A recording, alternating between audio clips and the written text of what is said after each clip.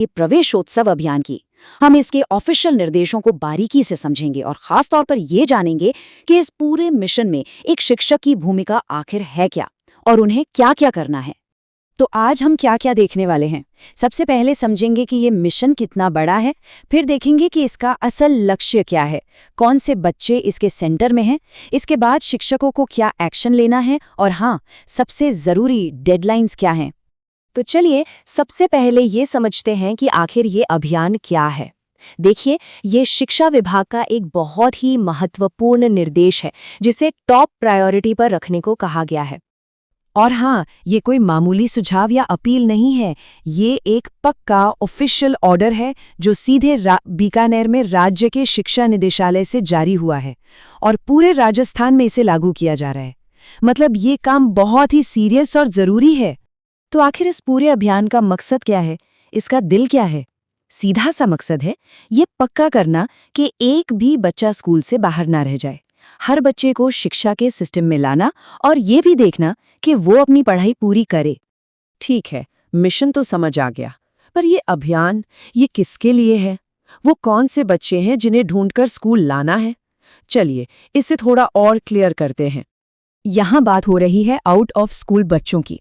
अब ये कौन है? इसमें ना दो तरह के बच्चे शामिल हैं। एक तो वो जिन्होंने स्कूल शुरू तो किया पर किसी वजह से बीच में ही पढ़ाई छोड़ दी, और दूसरे वो जो कभी स्कूल गए ही नहीं, जिनका कभी एडमिशन ही नहीं हुआ। और उम्र का दायरा देखिए, ये कितना बड़ा है। बात सिर्फ छोटे बच्चों की नहीं हो रही है। आंगनवाड़ी जाने वाले 3 साल के बच्चे से लेकर 18 साल तक के हर बच्चे और किशोर को इस अभियान के तहत कवर करना है।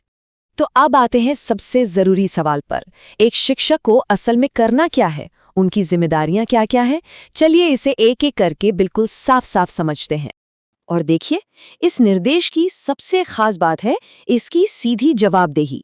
मतलब जिम्मेदारी सीधे सीधे उन टीचर्स को दी गई है जिन्होंने घर घर जाके सर्वे किया था और बच्चों को पहचाना था। यानी जिसने बच्चे को ढूंढा है उसे स्कूल तक पहुंचाने का काम भी उसी का है। तो काम को आसान बनाने के लिए इसे 3 सिंपल स्टेप्स में बांटा गया है। पहला, सर्वे में मिले सभी बच्चों की एक लिस्ट तैयार करनी है। दूसरा, उन्हें घर के सबसे पास वाले स्कूल या आंगनवाड़ी में एडमिशन दिलवाना है। और तीसरा, ये पक्का करना है कि बच्चे को उसकी उम्र के हिसाब से सही क्लास में एडमिशन मिले। अच्छा, ये सब तो ठीक है, पर ये काम कब तक पूरा करना है, डेडलाइंस क्या हैं और सबूत के तौर पर क्या देना होगा? चलिए इस पे भी एक नजर डालते हैं। तो 2 तारीखें हैं जिन्हें बिल्कुल भी नहीं भूलना है। पहली है 27 अप्रैल 2026। इस तारीख तक घर घर जाकर किए गए सर्वे का सर्टिफिकेट जमा करना है। और फिर ठीक 2 दिन बाद 29 अप्रैल तक ये पक्का कर लेना है कि लिस्ट में मौजूद हर बच्चे का एडमिशन हो गया है।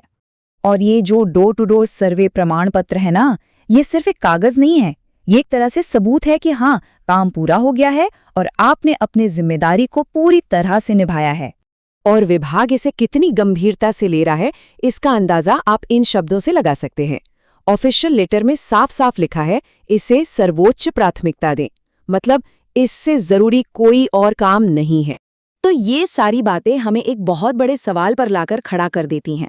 सोचिए, अगर हर कोई अपनी जिम्मेदारी को ठीक से निभाए और ये अभियान पूरी तरह से सफल हो जाए, तो राजस्थान में शिक्षा की तस्वीर कितनी बदल सकती है ना? इस पर सोचना तो बनता है।